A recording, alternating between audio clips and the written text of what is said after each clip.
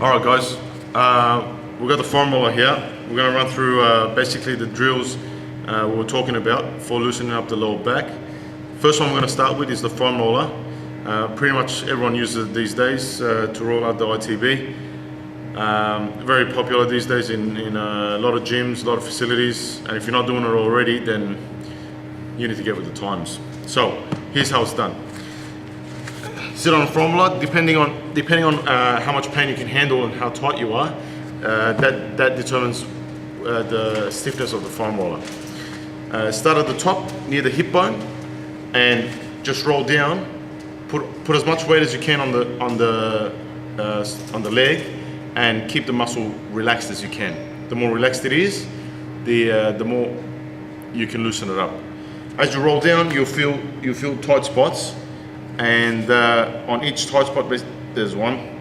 Each tight spot, you just roll it about 10 times.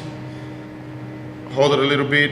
You can move the leg around on the spot, kind of like a self ART. And then you move down to the next spot. And find another tight spot, keep the leg relaxed. Roll around that spot 10 to 15 times.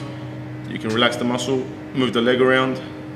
Self ART again, and work all the way down basically to the kneecap. Once you've done all those spots, then just do a whole leg 10 times, keep the leg relaxed, and then swap over to the other side. So once you do one leg, swap over to the other leg, do that, and that'll loosen up the ITB. Now you may want to do the inside of the leg as well. It's not necessary. It's more important for now just to focus on the ITB. Now, after this, you want to grab yourself a tennis ball.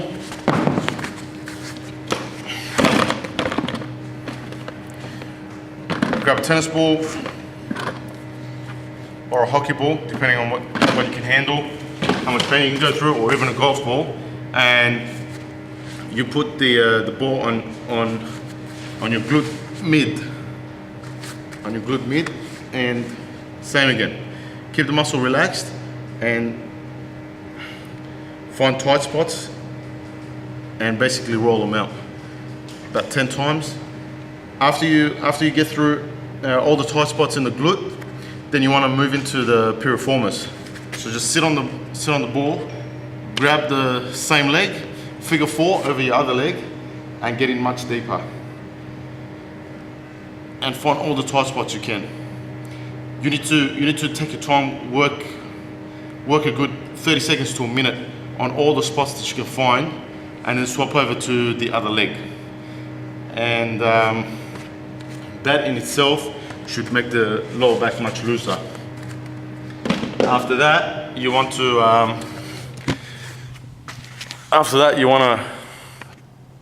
get into loosening up the hip flexors. And one of the best ways to take care of the hip flexors is just a normal stretch like this. On one leg, one knee on the ground, and from there, keep your back straight and just push your hip forward. If you want to feel extra stretch, put your hands behind you and just lean over to the side.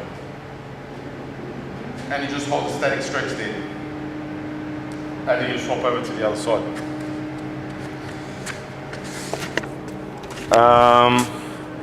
You don't want to go too crazy with the hip flexor stretch, because if you already have hip flexor tendonitis or something like that, it can actually make it worse.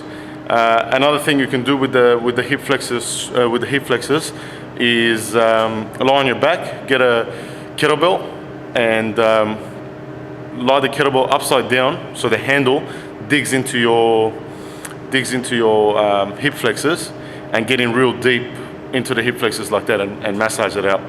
It can be painful, but it can also be very effective.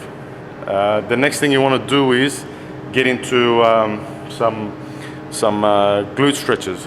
This one, let me see if I can find a good position so you can see the camera.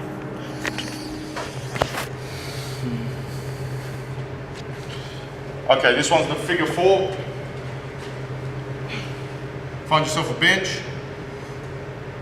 Put your leg over the other leg in a figure 4. Put your elbows on the bench and just go down. Stay close to the bench and just try to touch your ass to the ground as close to the bench as you can. And hold it there. You want to hold it for a good 20 seconds, but you don't want to go to pain. Stop just before pain. So if you're going down and you feel a lot of pain there, then just stop just there and hold it, and over time you'll be able to work all the way down. So hold it for a good 20-30 seconds this side, swap the other leg. You might find that you can't get down as low with one side as you can to the other. Like me, for example, I find it harder on the left side than I do on the right side. But you have to hold it as long as you can and just before the point of pain. You want to do about 2 sets of 30 seconds. A good 2 sets of 30 seconds will take care of that pretty well, and you'll feel much looser in the lower back. The next thing you want to do, very simple, very easy, is some Cossack squats, followed by some toe hold squats. I'll show you how. So, Cossack squats, just spread your legs and just go from one leg to the other in a nice controlled manner. And you should feel it on the adductors. Do about 10 each side on that one, and the next one, grab onto your toes, look forward, chest up, go down. As you go down, push your elbows into your knees and keep the chest up. Go up again and down, but hold onto your toes as you do it. Do about 10. Do about 10 reps of those for 2 sets, and you feel much looser in the lower back. So I think we've covered everything. We've got the